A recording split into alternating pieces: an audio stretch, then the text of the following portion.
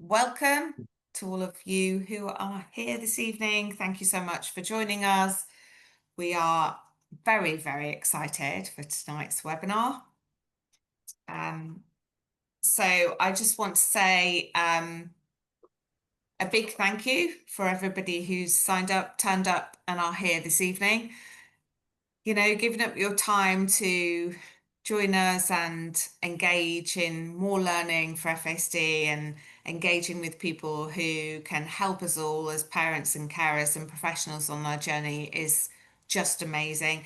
I am absolutely delighted to welcome our webinar guest for this evening, Andrew Keeping. I've known Andrew for a short while, but followed him for a long while. So I'm delighted that he agreed to join us this evening. His reputation is huge.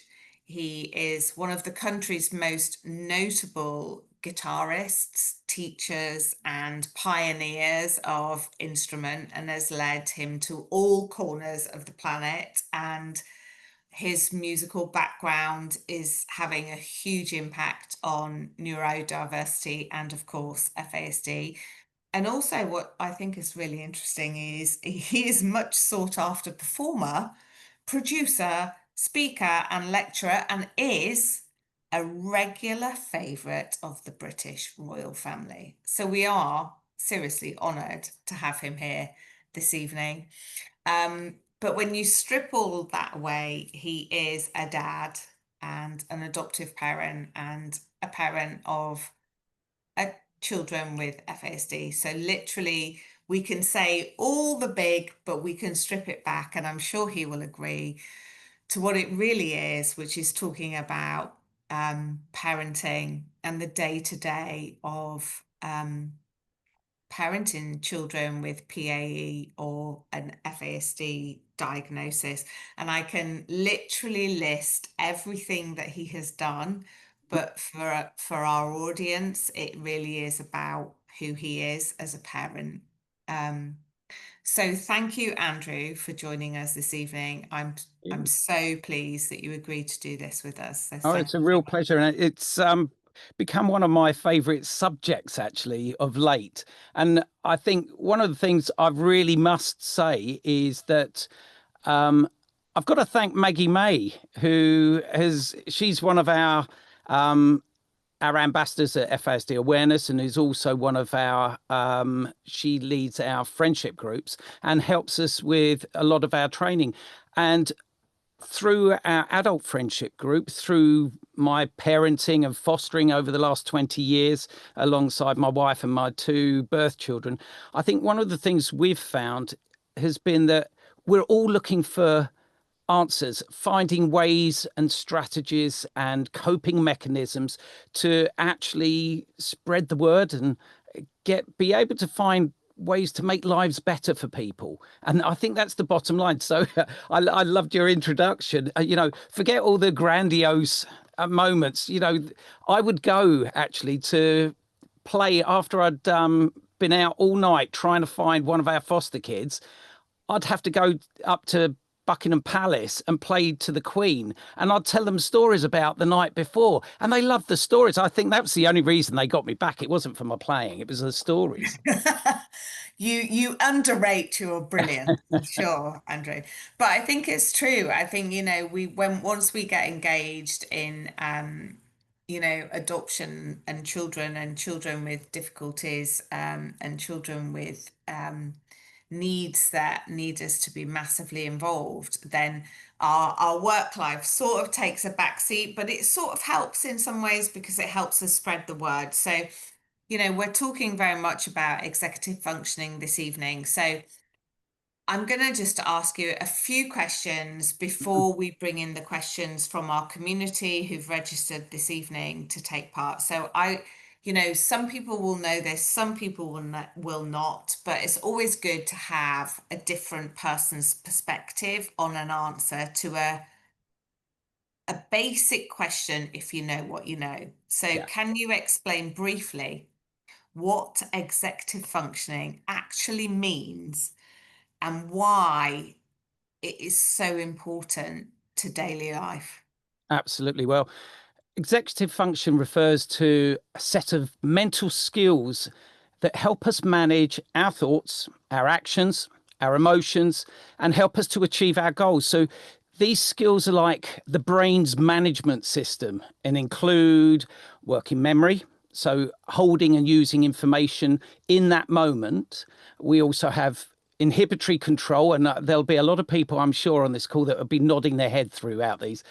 So thinking before acting, resisting those impulses, those moments that can be quite embarrassing when just shouting out, those socially inopportune moments. We're also looking at cognitive flexibility, so adapting to change, shifting between tasks or perspectives, that transitioning, if you like. Also, planning and organization, so setting goals and figuring out how to reach those goals that we're aspiring to. And of course, one of the most important areas is self monitoring. So, checking progress and adjusting behaviors accordingly. So, these functions are all essential for daily life, especially in school and social settings. And they really help children follow instructions. They help children manage their time more appropriately. Solving problems as well. This is another key area, and regulating those emotions and how, really importantly, socially, how to interact appropriately with others. Without strong executive functioning, even the most simple tasks can become overwhelming. And it's really something that so many individuals don't, and many professionals do not understand with FASD or other neurodevelopmental conditions as well. Yeah. So, what are the most, would you say, the most common executive functioning challenges for children and young people who do have a diagnosis of FASD or a PAE history? Well, I think what's interesting is I remember when I was interviewing Raja Mukherjee, and he was telling me about how the receptors that are damaged in the brain really are around the center point. So, where ethanol damages those receptors, they lie in the frontal lobe, the limbic systems, the amygdala, and the cerebellum. And those are the key areas. However, there's a preservation of lateral and side parts of the brain. And these are the creative, these are the artistic, and these are the musical parts of the brain that are very expressive. We were talking before we came on the call, and we were saying about how many of our FSD individuals have these great creative sides. Now, when you're looking at it, you're thinking about abstract. If you think about abstract conditions, abstract is a really hard concept for individuals with FASD to grasp. And although we can work with the executive functions, the more you train yourself to manage those executive functions, there's a neuroplasticity that develops throughout life and takes you into adulthood. And that means that the more you work at these, the better your skills will become. Now, I think it's really important to look at the common challenges. And the common challenges really are around poor impulse control. So acting without thinking. So difficulty waiting for turns. And I think we've all seen that in individuals.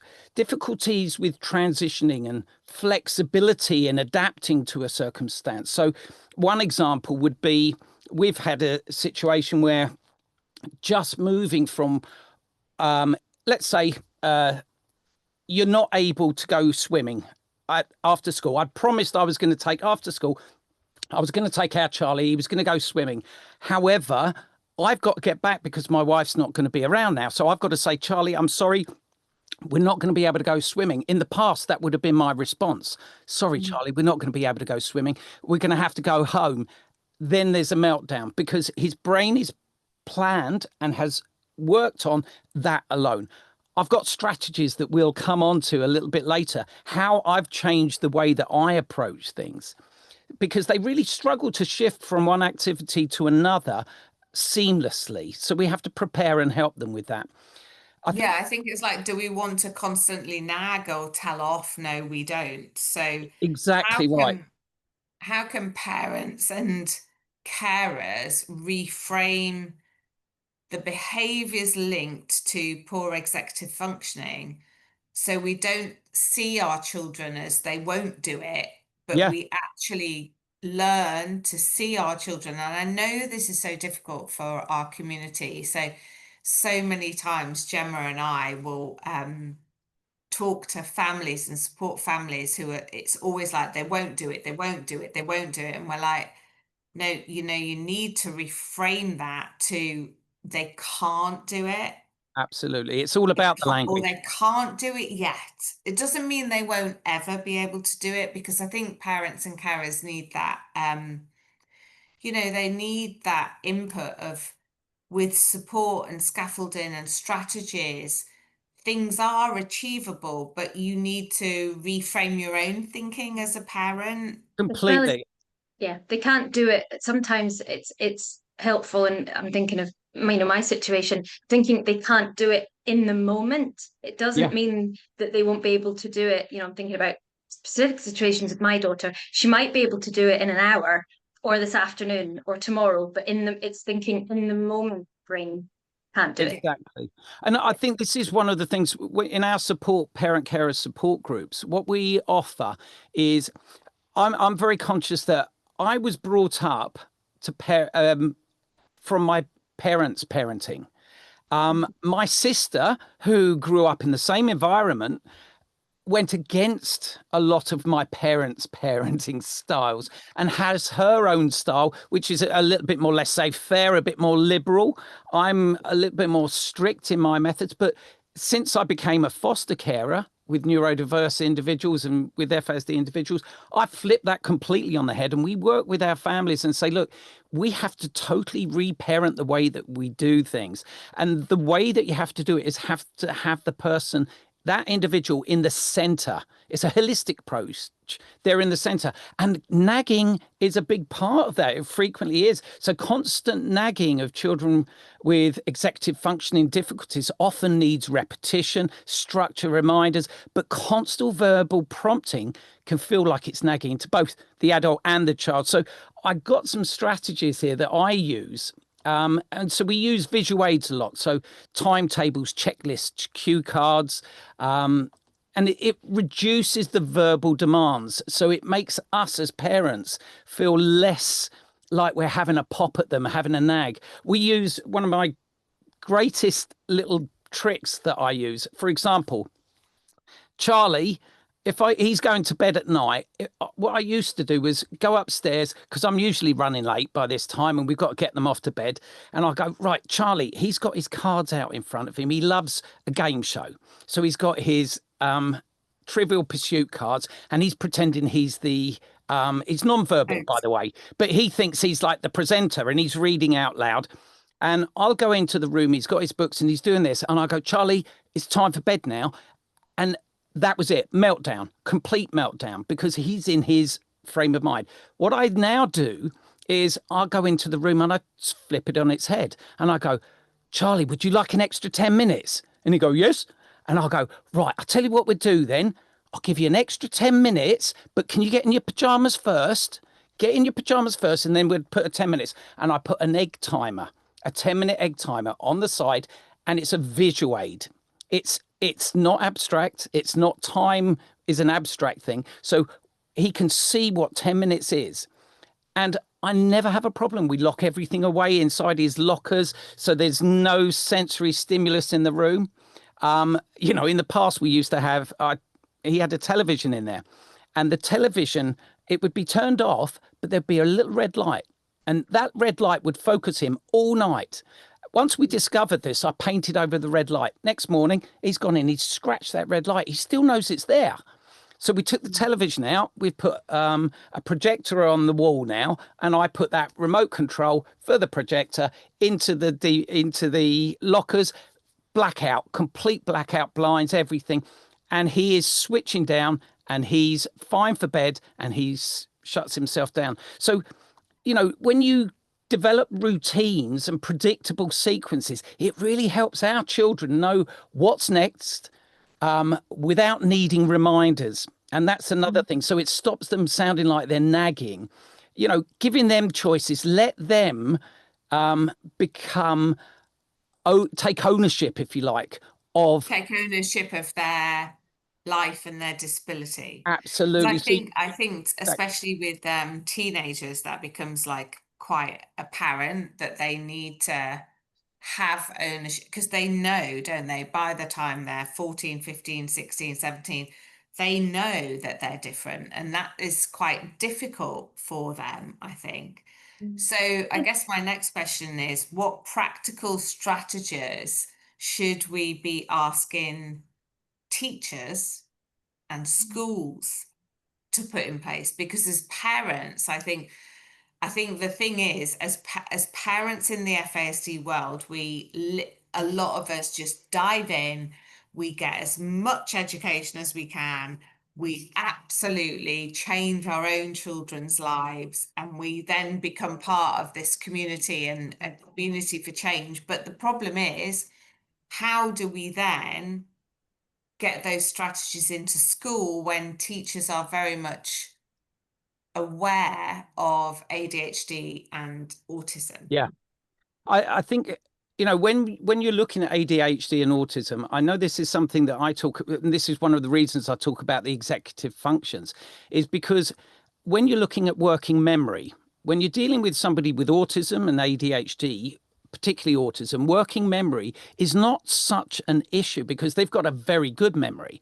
When you're looking at an individual with FASD and working memory, again, I'm going to talk about what Maggie May says, and she talks about her Swiss cheese brain. And it's like the information goes in and it won't come out. It might not come out for an hour. It might not come out for 23 seconds. It can come out at any time. But the problem in schools is that frequently teachers see this as challenging behavior, or they're just being lazy. And it's because they don't understand the executive functions. We've got to reframe their approach and their understanding first and foremost, to be able to get them to understand why these behaviors exist in the first place. And then secondly, what happens, they start to have a bit of an empathy towards it. So an example in school, I went in to do a workshop with a school on understanding neurodiversity. Now, my method is to introduce FASD to people through neurodiverse conversations, because it's, rather than have it just as talking about FASD, we come in through the back door, because there are so many individuals that might have an incomplete diagnosis. They might have ADHD, might have FASD, and so might have ASD and ADHD, but they haven't got that overriding diagnosis of FASD that probably they should have. And the way that we identify that frequently is through the working memory. So when I go into schools, I give scenarios where we try and get the teachers to empathize and the other students to empathize with what it's like to live inside the brain of an individual with FASD. So we created a scenario where just after break, we went into this school and we created this situation where the maths teacher was going to have his class straight after break. What we'd done, we'd gone around with a deodorant spray, a Lynx deodorant spray. There are other sprays available, by the way. It was the most pungent, and it really was too much for our senses. And we sprayed that around the room. We put a radio on at the back of the class, just as the teacher said, right, we're going to do a maths exam. We've got 5 questions. I'm going to give you the first question. 25 times 15. Some of the people had paper on their table. Some only had a pencil. So straight away, there's confusion. They're looking around for things. The next thing that happened was a radio went on in the back of the class, and it was a long wave radio where it was in between radio stations. So it had a lot of static. It was very distracting.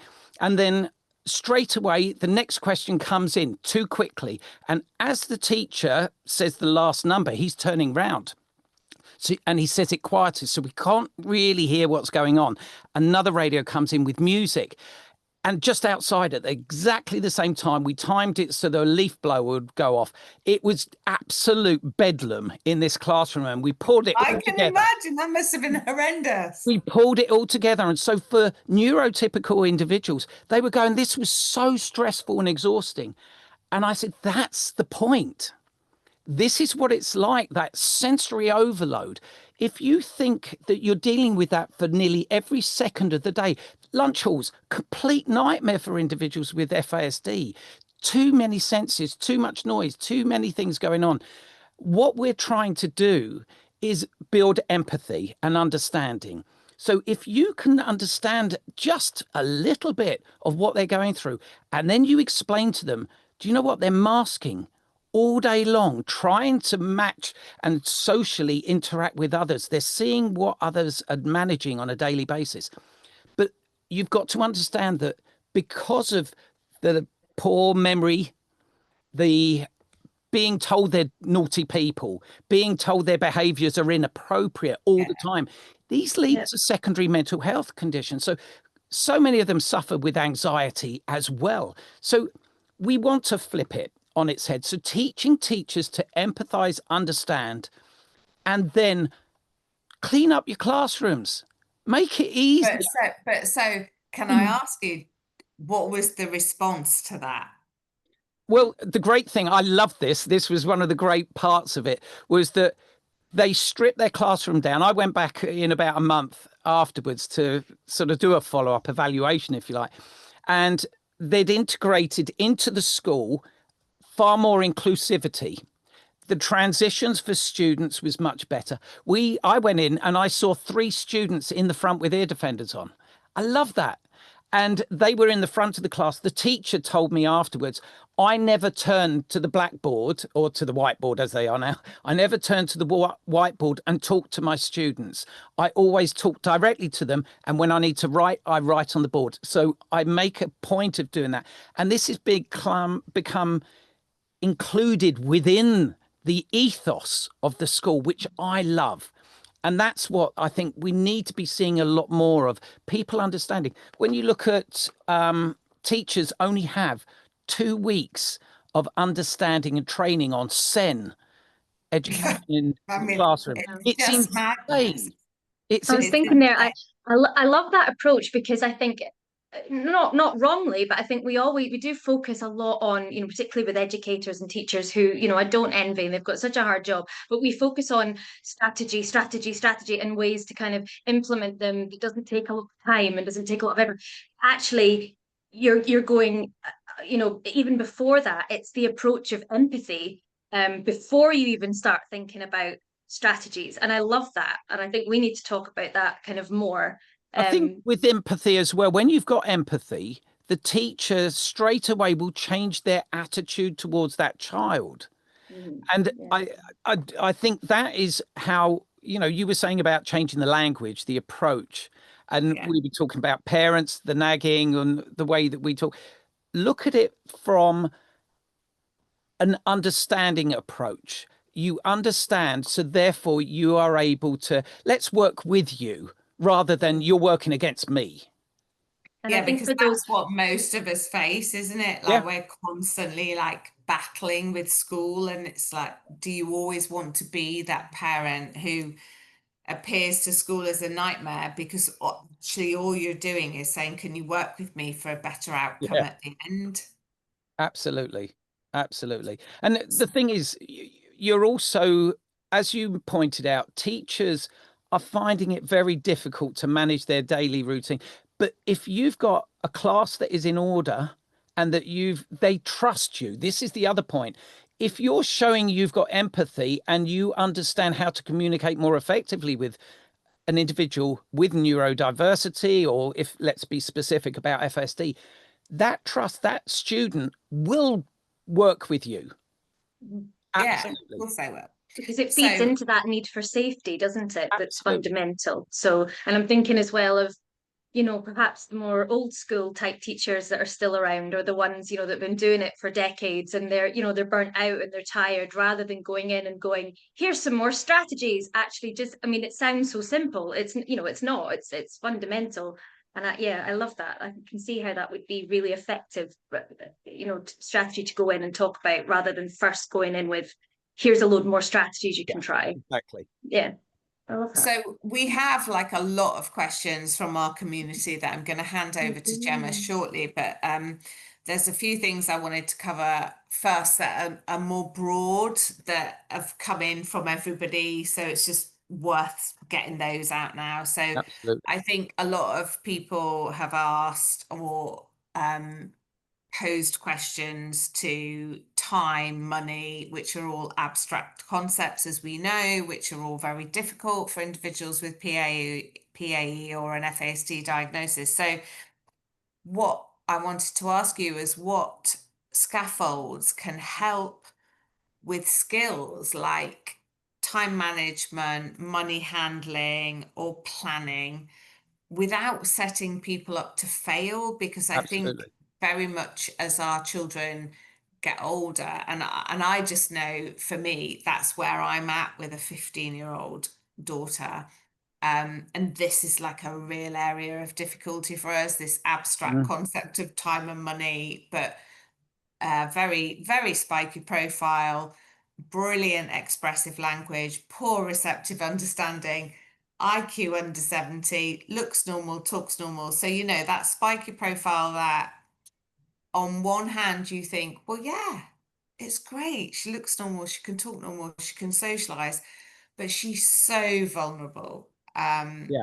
And her time and money concepts are horrendous. And this has been an ongoing question within our Yeah. questions. So I thought I'd just ask this before we pass Well, over through exactly. I mean, all the you questions. use the term scaffolding, and of course, scaffolding means providing supports that can be gradually removed as skills grow. So we're looking at practical tools and techniques. And if you're looking at, I think you have to understand the concept of age disparity when we're Yeah. dealing with FASD particularly. So you mentioned expressive language. Of course, expressive language is, I mentioned that the lateral parts of the brain, where that's the expressive language side. So that you're going to present almost like, let's say we were talking of an 18-year-old, your expressive language would be that of a 20-year-old probably. But your emotional age will be that of a 9-year-old. Your concept of finance and money will be of a 7-year-old. And so when you are trying to picture that age disparity, you have to have that as in the back of your mind when you're managing these situations. So if you're looking at time management, visual aids and clocks, I mentioned those really good timers that we use, like the egg timers. They're a visual aid, but also another, because of the abstract term, we go out and we do exercises. So we'll go, right, I'm going to walk down to the end of our road and we're going to time it. So walking to the end of the road is 10 minutes. So the next time I use, and I'm going to say, right, in 10 minutes time, we're going to be heading out. So I'll say, right, okay, see, in 10 minutes time, so the time it would take us to walk to the end of the road, we need to be ready. So what you need to do, what can I help you to do to get yourself ready in that time? What do you need to have ready? And, he'll go, oh, I need to put my shoes on, don't I? Excellent. How long is that going to take? That's going to take about 20 steps down, or something like that. And we use these practical methods. I use, and I've got it in front of me here, I use an app on my iPad, and I use it with my teaching. I use it with Tracy, our founder at FASD Awareness. I write messages on it and I send them to her, and I do them in different color codes. And I'll have abstract designs, and I'll have all these kind of things, and I'll send them to myself. I love being able to cross off in a highlighter pen, but I use an app called Notability. And for me, this is brilliant because I can take photos of things on the go. I can draw on it, write on it, and it's all stored in one place. But I can share that on WhatsApp, on messages. It's a really good way of being able to communicate effectively. Another really important one when we're looking at time management is breaking things down into chunks. Now, I use I use food breaks as the main times in the day because everybody loves a food break. And so I'll say by 11s, I won't give any list of things to do past 11s. So only from breakfast to 11s. And I will keep them short because if you put too much on a list, it's overwhelming. You know, for somebody like me, I love a long list and I love scrubbing it off.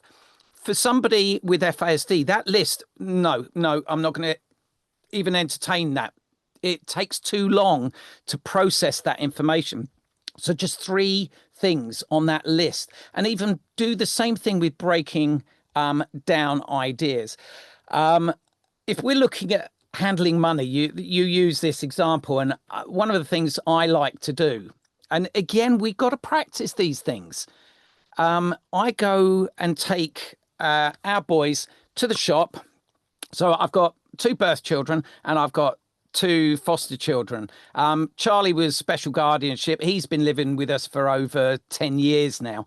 And our other lad is a very strong character, let's say, and challenging on multiple levels. He's not in school much these days. So we have to find activities. So what we're doing all the time, we'll say, right, we've got £5 here. Now I'm going to go into the shop with this £5 and I won't put the pressure on them to work it out. I'll say, look, I'm going to help you with this, but I want you to tell me how many of these, what's your favorite chocolate bar there? How many of these do you think, what's the price of it? How much do you think we can fit into that? We'll be able to get with that £5.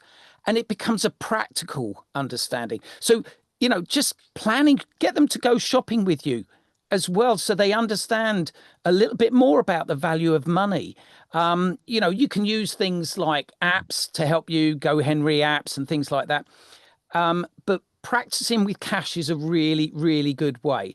Another thing that I like to focus on is when you are talking about mind maps. You know, I talked about the app that I use. If you use mind maps and just say, look, if this is your brain, what are the things you've got to think about today?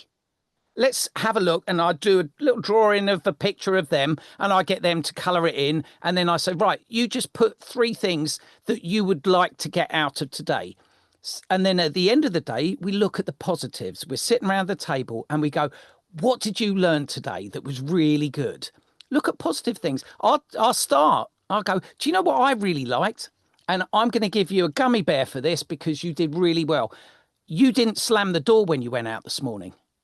And he always slams the door when he goes out every morning. But he had a rubbish day, but I didn't focus on that. I focused on the fact that he didn't slam the door. Find positives anywhere. And we work with a guy called Nick Barrett, and it's about positive behavioral support. He's opened my eyes to so many new techniques in how we manage skills. I really recommend you check him out. He's absolutely brilliant. But it's about... So my question then would be, like, your vision and your conversation is very much like probably mine and Gemma's, and I think we're all on the same page as parents. But for our community where there are parents who are maybe new to FASD or struggling with schools, I think it's how do you get across to schools the challenges that our young people, children, young people, young adults face with executive functioning and neurodiversity and impact on their brains, when very often, like we say, they have this spiky profile. So they look normal, they talk normal, they're engaging, they've got good expressive language, they've got poor receptive understanding, they're extremely vulnerable, but people don't see it. So what sort of tips can you give to parents for the language to use to communicate with schools so they don't automatically end up in conflict? Because I think that's what happens a lot of times, because parents are going in battling, and it's like, how do they find the right words to communicate the difficulties and keep their relationship on a level that means they're supporting their child and they're going to have a good outcome, or as best they can, instead of the outcome breaking down because Yeah, they're stressed. absolutely. Well, do you know what? My dad was a brilliant negotiator. He didn't realize that, but he was an excellent negotiator, and he had these skills and these abilities to be able to placate people. And in a situation, he was on the ambulances for over 30 years, and you could see that how he learnt to communicate with people. And I was a observer of that. And he came out of the Cockney West End of London, and he had a language and a communication style that just put people at ease. And one of the things I learned quite early on was how to communicate with teachers in my school for myself. Now, I would always butter them up first, or come in from an angle that they've got, most of the time, they've got parents nagging at them. We spoke about that earlier, about our own issues where we nag at people. If you talk to them in the same way that you would talk to your child, and you go in, listen, I know you've got such challenges on your hands at the moment, but one of the things we recently learned was we could really, this strategy that we put into place, or have a look at this video in your own time when you get the chance, because we're trying to educate a lot of people here. These people have put a lot of time into this. Have a look at that video. It really explains a lot more for you. But the best place to approach that first is go to the Senko. Go into the governors as well. Mention to the governors. Tell me, who's your Send governor? Can you tell me what strategies have you put in place, or what training have you put in place for your staff to understand FASD? And if you go in through the back door and just genuinely ask it without it coming across as being tough and hardcore, straight in there. The other thing we say to our families and our support groups is language up and understand the terminology. Get your own glossary in place and understand the terminology, because when you go into professionals with the right terminology, They sit up. they think, oh, okay, you know, They okay, I'm immediately, dealing with somebody here that knows what they're who talking about. knows? Yeah. Even if you're bluffing them, it doesn't matter. You've understood the terminology. But the most important thing to understand is that our FASD parent carers, they are the specialists. They understand the everyday conditions. And when you know one person, that old cliche, when you know one person with FASD, you only know one person with FASD, because it's the individuals. You know, Absolutely, absolutely. Well, listen, I've got loads more questions, but I'm mindful of the time, and I would like to hand over to Gemma to just pose to you some of the questions that we've had come in from our community, because I think it's so important that we answer those. And if we've got time at the end, I will ask my other valued questions that I think absolutely. they are. But yeah, so Gemma, if you want to go Sure. ahead and ask the questions from all the lovely people who've joined us. Yes. And we have a lot, and I've Now been I can see. I'll listening keep to. my eye on the chat while you're. Yes, thank you. And I was looking through the questions, and we've got some fantastic questions, and just looking for, themes and kind of common denominators. And I think, probably not surprisingly, one of the things is around, what we call kind of meltdowns, and whether it's child to parent violence, whether it's aggression. And I think, looking at the questions, that ranges from preschoolers all the way up into sort of into adulthood. Really, it's kind of across the lifespan. So I mean, there are so many questions about them, but just how can we support somebody with their executive function when it's related to things like dysregulation that leads to meltdowns and aggression? How can we support somebody like with those kinds of issues in the home as parents and carers. Absolutely. Well, do you know what? Helping children manage frustrations, anger, and overwhelm, the understanding of those executive functions deeply connected to the emotional regulation and the ability to manage those feelings and how to respond appropriately. Children with FASD struggle to pause, reflect, or calm down their emotions once they arrive. So what we want to do is teach emotional literacy. This is what I always use. So help children name their feelings. I remember sitting on as a, I sit on the our friendship group, our adult friendship group, FASD friendship group that we run at FASD Awareness. And I was a facilitator on this in the background. Maggie May's hosting it. And I'm observing, and I learned so much from these people. And there were about 3 or 4 of them said, do you know what? I didn't know. I hadn't been taught about emotions until I was in my 20s. Yeah, Because we don't teach it, do we? no, we don't. And you know, I make a point of teaching emotions with emojis. So I might put a little text out to one of our boys going, how are you feeling today? And I want them to get an emoji, send me a picture of an emoji of how they're feeling. How do they explain to you what frustrated feels like? Can you tell me how hard that is? Or how can you tell me what that feeling is right now? So using visuals like emotion charts or feeling thermometers are also another way of being able to help you understand your own outbursts and emotional regulation. Build in regulation routines as well. So look at practicing calming strategies before they're needed. So I will go into a room and I will say, look, I'm feeling a little bit stressed at the moment. I can sense that there's tension in the air. I'm going to do some deep breathing because that's going to help me. So you take the ownership of it and then you see them going, oh, okay.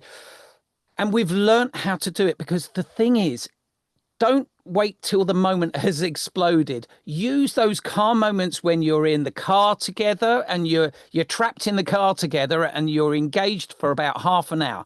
Use those moments as well to say, look, do you know what? I learned this really good technique earlier about how to breathe. And I use this analogy where when I was just about to start on the concert platform as a concert guitarist, I used to have masterclasses with one of the world's leading guitarists, a guy called Julian Bream, and he was my hero. And I remember sitting with him and he said, before I go on stage, I always have to take a deep breath and let it out very slowly. And we did that together. And I could not believe how calm I got from the experience, because he said, the problem is you're ready to go on stage and your adrenaline's pumping. If you think of it with our individuals, they've had a build up of anxiety, stress, and their adrenaline is heightened. Then if I was to go on stage and play my first piece, I will play it at a faster tempo than I can cope with. And that increases stress, that increases anxiety, and you're not focused on what you need to be focused on. So by calming down before it gets to that point, and we take ownership of that, so we do the calming down, and then they'll feed off us. That is a strategy that I use, and it helps us reset. I also use co-regulation. So stay calm and connected. I'll go, listen, I'm here with you. Let's figure this one out together.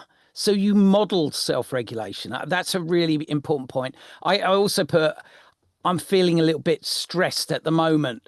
So I tell them how I'm feeling, and I'm laughing because I know sometimes I do that myself. I'm going, I'm just feeling a little bit stressed. You're like just trying to, exactly. it's And trying you to model and And the thing is, remain you can connected. tell them how you're feeling. So you use your own social stories to role play and rehearse tricky situations. I also give advance warnings for transitions or changes. So I mentioned the Charlie situation, but I'll also do the same thing where I give key messages around emotional regulation, so that it can be taught, practiced, and supported. And it's not expected, and I'll say this again, it's not expected to be developed on its own. You have to teach it. And so many of our adults with FASD don't understand how to control their emotions because they don't understand what they are meant to feel, and how they're meant to be expressive. I think in our training, in our different trainings, we talk a lot about, we can't just perhaps with neurotypical individuals, they will just pick certain things up. All of them, most of it, as they go along, as they grow up, as they develop, as they have experiences, there's an element of, well, they will, so things like identifying emotions, there might, or whether it's telling the time, or with teens, whether we talk in our teens training about internet safety and all these kinds of things, and it's like these are the things that we cannot just expect that our children will learn. Yeah, we just absolutely. can't. We have to be so much more aware of modeling and teaching, and it's not easy.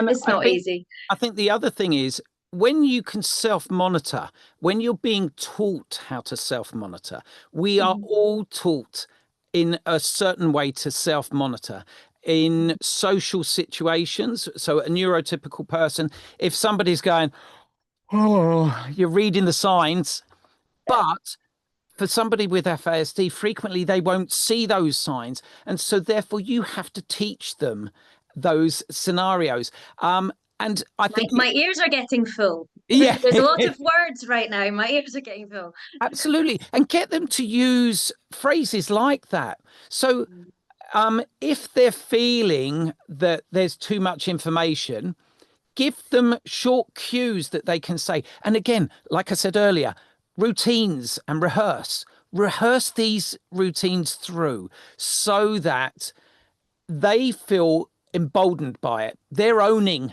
their own ability to turn around. And what you have to do is have to respect it when it comes out from them, because you've asked them to deliver this. It might not suit you at that moment in time, but you have got to own that and say, look, yeah, thank you for that. I really appreciate that. Give them that confidence to. Yeah, and there was a question kind of linked to that, which I thought was really interesting, and I'd like to know what you think. Someone was asking about just emotional regulation and meltdowns and triggers.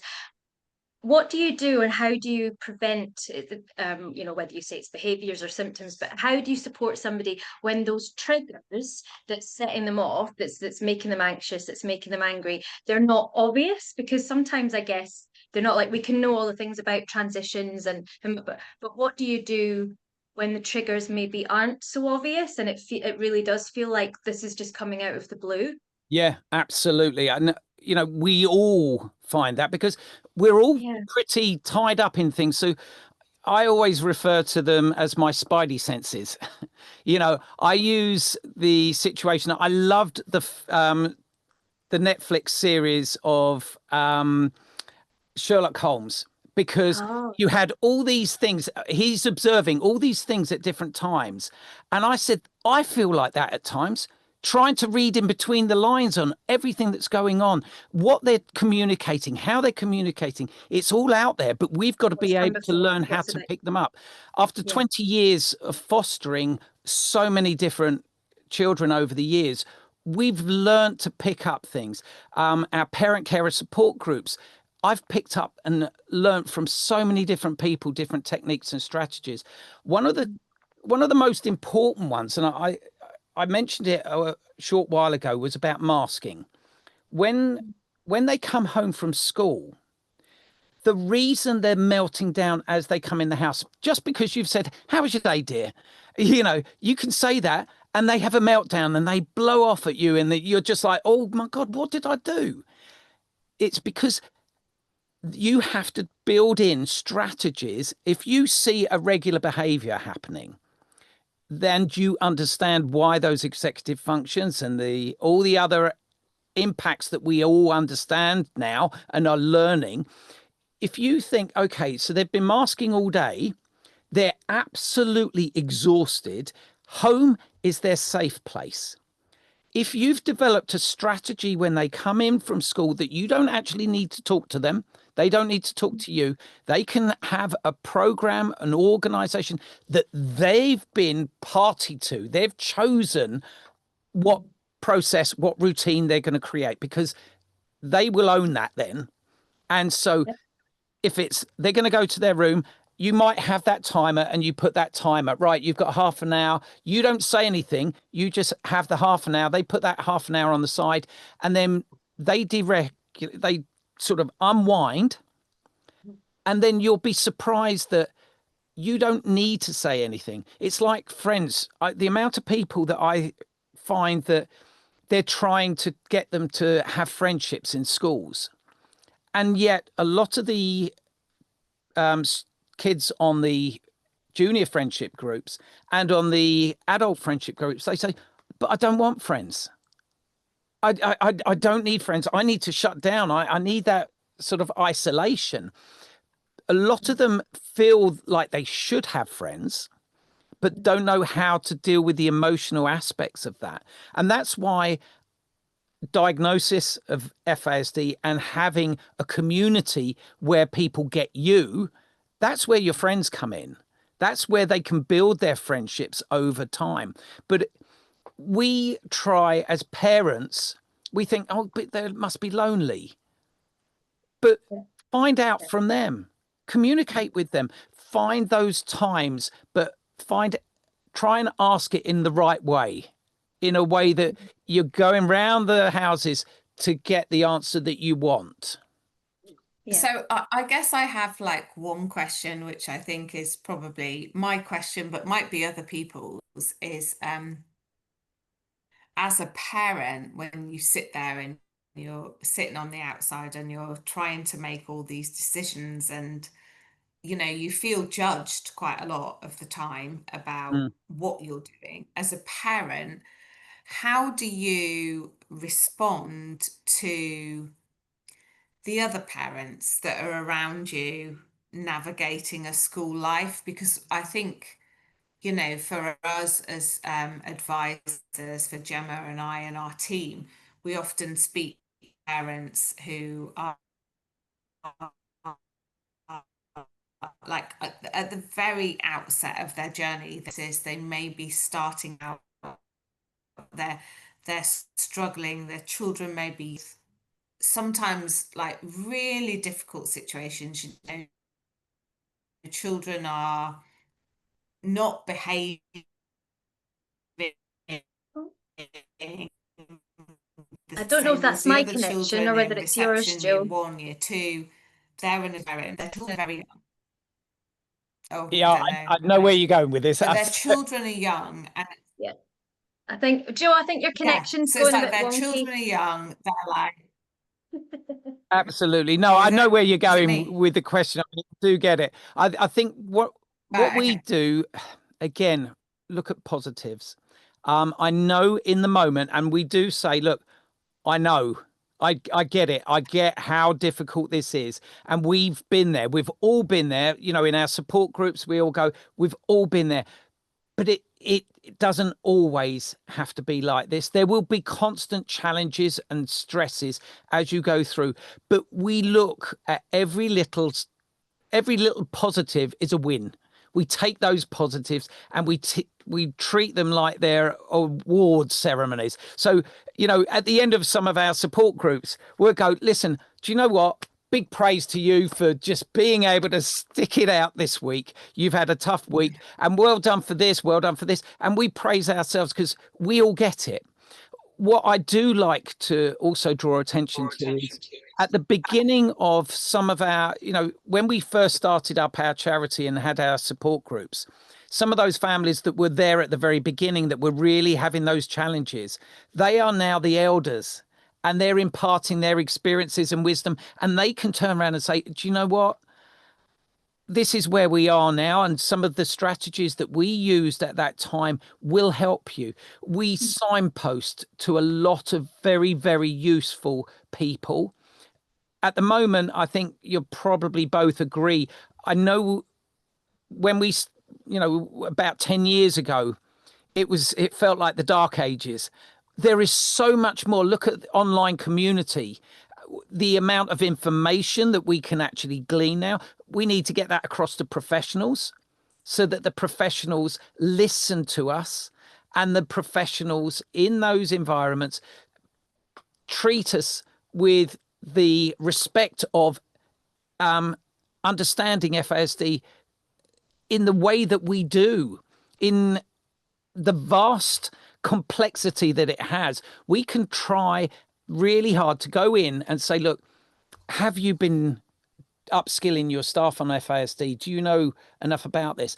You know, I remember a while ago I was interviewing a couple of key people in the FASD community, and they were saying, why are you not messaging your MP? Why are you not doing this? Why are you not communicating? You know, we talk about it, but what are we actually doing to try and impact on another level? That's something that we've got to stay positive, but we've got to start spreading the word. And this is where parents can actually do this as well. Just share a video or share a post or something on your social media, or send some sort of paraphernalia into a school and say, can you just have a read of this, to the governors? Have a read of this. What are you doing about FASD in your school and understanding it? Or neurodiversity. Let's talk about that, because we'll include FASD in neurodiversity as well. Yeah. I think, just as you're saying there, it's focusing on strengths and finding, always say finding your tribe, because I think these things are so, just parenting alone, and let alone educating the educators, and contacting MPs and all these things. It's like it's tough and it's tiring, and Yep. just having a community, just having a couple of people even who get it, who understand that it's such a small, simple thing Yeah. can make the biggest change. I know that, like, us as a team, just being able to talk to each other and understand what the others are going through, and then obviously take that and open that up into the FASD community, it can make such a big difference. Yeah. And one of the things that we do as well is, we offer one-to-one sessions for those that are really at their lowest ebb, because you need a shoulder to cry on. You need somebody that gets you, and somebody that goes, do you know what? I know. Do you know what? It's really, really hard. You're And not I get alone. that. I'm not going to say that it's going to get easier straight away. I'm not telling you that. But I tell you what, I admire what you're doing. You're an amazing person. You're doing an amazing job. And the fact that you are looking for answers says more about you than Yeah, other people. And I think that's Yeah, what we've and got to do. absolutely. I think that's like so crucial. Like, I mean, we're really lucky that the hub is funded by the Scottish government. So Yeah. we are able to offer to Scottish families like 10 sessions with an advisor where they can like really work on all of their issues, which is amazing. And the feedback is just amazing. But obviously, that's funded by the Scottish government, so we Mm. can't offer that to English families. So English families can get like an hour Yet. session. Can't offer that yet, Yeah, Joe. we Yeah. can't We'll offer get it yet. there. We'll And get there. again, No, this is the it's thing, like isn't it? no, It's about getting the funding.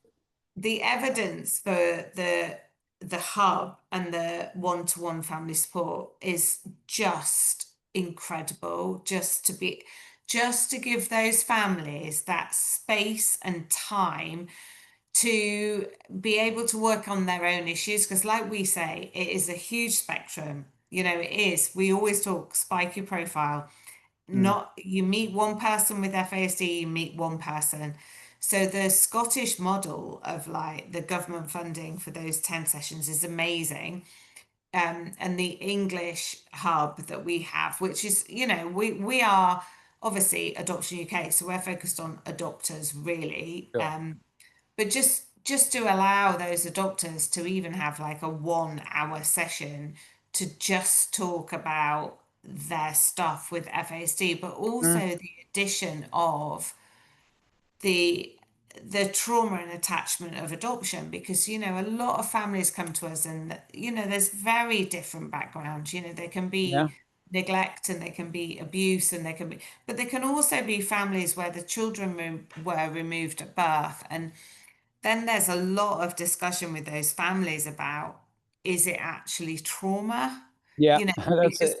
That's a it's whole new it's conversation. all very early on in their journey, and you know, trying to get them to understand that before we take on the FSD and the And I, pre-NPE. sorry And to interrupt, but I just want to get one other point across. I think around the country there are so many affiliated groups, you know, through the UK FASD Alliance. There are places within the country that you do have and can find your community and support. yeah, And we're all integrated. We're all supporting each other. So if you need to find someone in your area, we can all help you find the I think people. that's it. I think that's absolutely key, Andrew. I think the key is the FASD Alliance brings together all of the FASD people, particularly in the UK, really. I mean, I know I work for the hub, but I'm English based, so I'm like the England bit. But I think the alliance is supposed to be everybody, and I think the more we can work together to help the families, help the new diagnosed people, help, you know, help everybody, you know, and it is, it's a small community, but it's a big issue. But the small community is a community of love and empathy and support. And I think that is so important for families who are new this evening. You know, there will be families who've logged on this evening with very young children, not having diagnosis on their own, you know, wondering what their future holds. And I just always think, you know, you look back a few years on your own story and you know that's where you were.